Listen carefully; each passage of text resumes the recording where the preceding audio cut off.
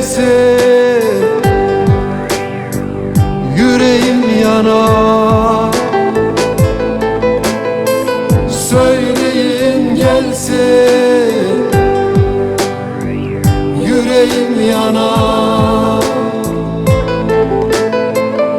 Eminoğlu der ki Guley, yüreğim yanar.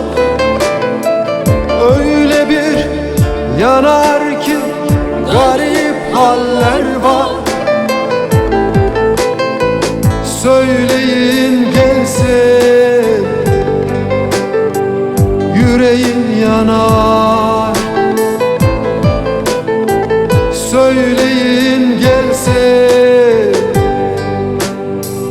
yandım yandım.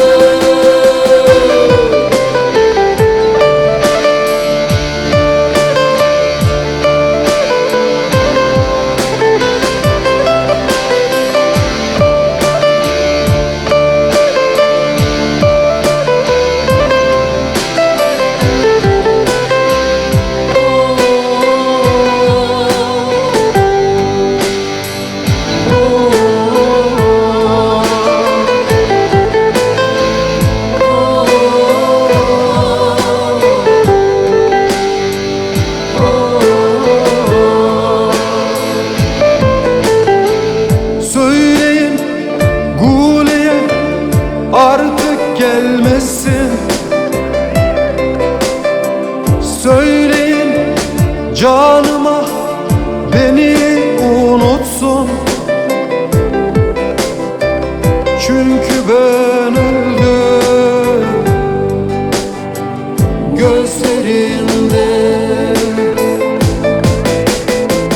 Çünkü ben öldüm yüreğinde. Çünkü ben öldüm